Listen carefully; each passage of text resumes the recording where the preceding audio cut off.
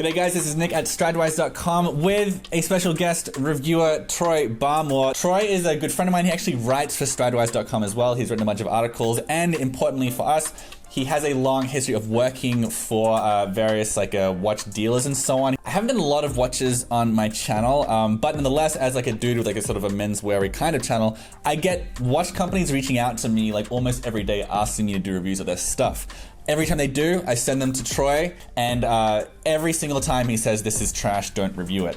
Except when Vaer reached out. He's very, very well schooled in the realm of vintage watches and heritage watches. He worked at Analog Shift for a long time, assessing vintage timepieces, all this kind of stuff. He really knows his stuff, and Vaer is literally the only brand that I've sent to him, and he said, actually, this is pretty good. So I said, all right, well, why don't you write a review for me? So he wrote a review. Troy is here now, and he's gonna give us his review of Vaer. You ready to go, Troy? Yeah. All right, can I take off?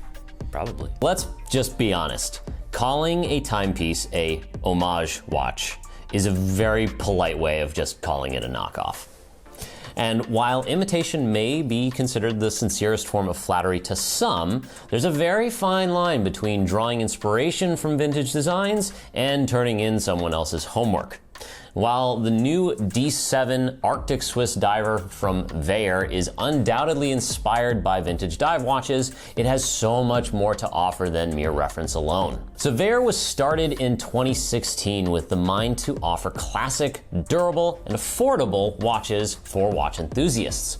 The name is an original word comprised of influences from a few different languages, including but not limited to Latin, French, Danish, even Old Norse, which is kind of cool. And the simple answer is the word sounds pleasant and has positive connotations in a myriad of different languages. Now that might sound a little bit silly at first until you remember that the big crown itself, Rolex, has a very similar origin to the name. As legend has it, Hans Wilsdorf chose Rolex because it would be easy to pronounce in virtually any language. Many of Vaer's early watch designs were very simple, focusing on the clean simplicity of the time-only field watch with very reliable American-made quartz movements. These field watches deserve a review all their own. You're very likely gonna get one of those.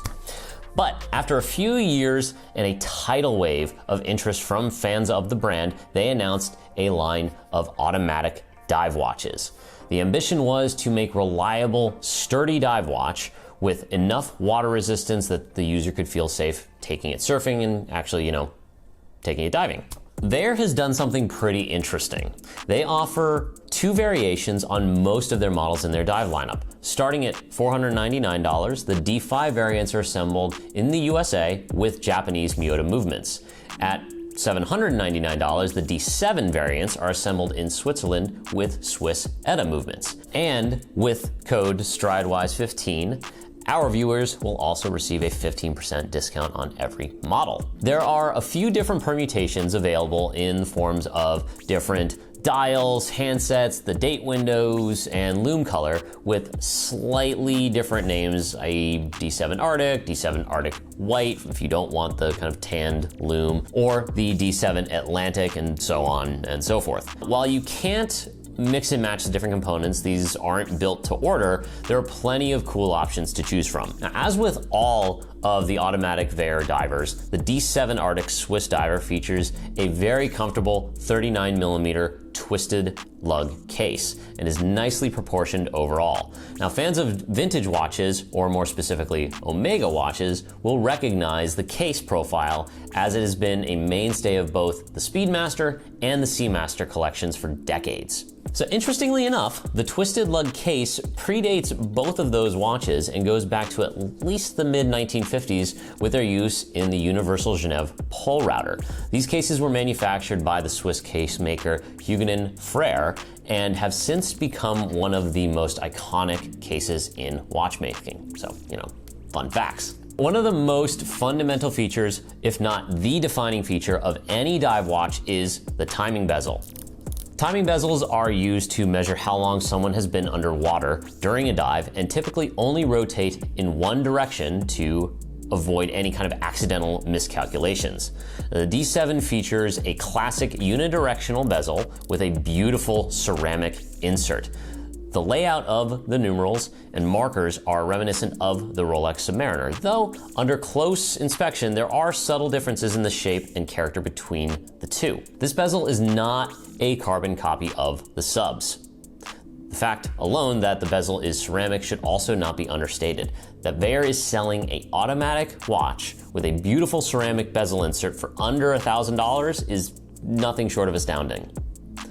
Now, the dial is a clean matte black with luminous markers, vintage-inspired sword hands, and a painted white seconds hand. The dial is clean and legible, and the handset is nicely proportioned for the size of the dial and the hash marks. The indices are one of the more major design elements on the watch that are not clearly derived from other vintage designs. They are absolutely beautiful, alternating between subtly flared kind of doorstop style shapes and round markers at the 2, 4, 8, and 10 o'clock. These round markers bring a strong symmetry to what might have otherwise been another boring time-only sport watch. Young watch designers should take note. You don't need to be ostentatious to be original. Vaer is very proud of their luminous plots and put a lot of time and effort into making the lume as big and puffy as possible. Actually, a funny anecdote, when I was speaking with the owners of Vaer, they told me that upon receiving the first version of these dials, they actually had to scale back the amount of lume because the handset was actually getting caught on the luminous material. They really went deep on this design. The D7 Arctic is available with either white Superluminova or tan Superluminova, as you see here. As with the Hamilton Khaki Field Watch, which we reviewed before, this tan color is made to look like aged radium or tritium and is often referred to as photina in the watch world.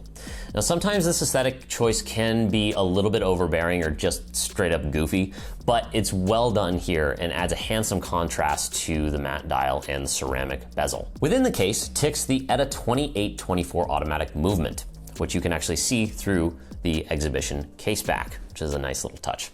Now, as I mentioned earlier, Vaer does offer these watches with the Miyota 9039 automatic movement in the D5 as well. The Japanese Miyota variant costs about $300 less than the Swiss ETA variant.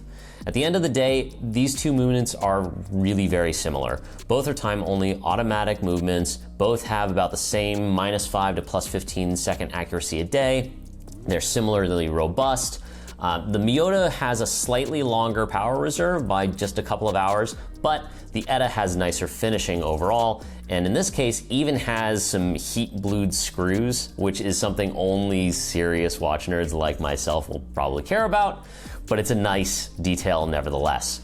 The ETA movement is more expensive, but the Miyota movements tend to have louder rotors, which you can often hear whirling around inside the case when you're wearing the watch, which can get a little bit annoying. The D7s are also assembled in Switzerland, where the D5s are assembled in the US. Either way, both are great movements and worth their respective price points and are used in countless watches across the industry. Moving on to strap options, Vaer offers a few different straps for these watches, ranging from the Horween leather straps, either lined as here or unlined, tropic style rubber strap here, or the stainless steel oyster style bracelet that you see here.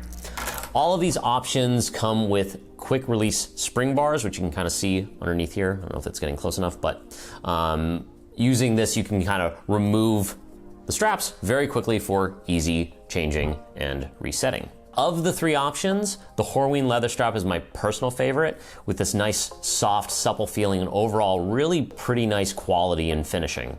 The rubber strap is fine. The bracelet needs some work. The links have a bit of a sharp edge to them, and the end links themselves are just downright sharp. Like, if you're not careful, you could actually probably cut yourself with these, which is a little intense.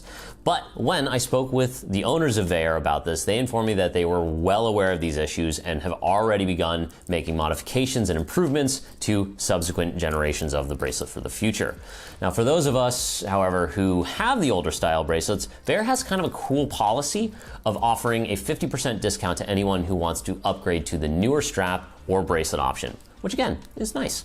Moving on to some pros and cons. To be honest, the D7 has a lot of pros going for it. It's classic, it's comfortable, it's nicely sized. Twisted lug case fits really well on a very wide variety of wrist sizes, even including my baby 6.5-inch wrist. The ceramic bezel insert is, I mean, it's just beautiful. It has this really lovely kind of gray quality to it. It's very rich and luxurious looking, and it's not something that you're usually going to see on watches of this price point.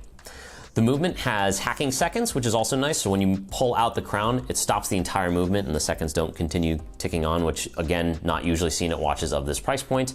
It has 200 meters of water resistance, so you can actually go diving or surfing or swimming with this and not worry about it. The straps are all easily changeable without the use of spring bar tools. And that vintage inspired design element is just fun. Like it's just cool looking. All in all, it's an incredible value for a Swiss-made automatic watch with this kind of finishing to it. Some of the cons: the rubber strap is a bit stiff and kind of boring, if I'm being completely honest. The bracelet is really pretty cheap and has some pretty poor finishing and sharp edges. But again, Vaer's already addressing this in future releases, so we'll see what comes of that.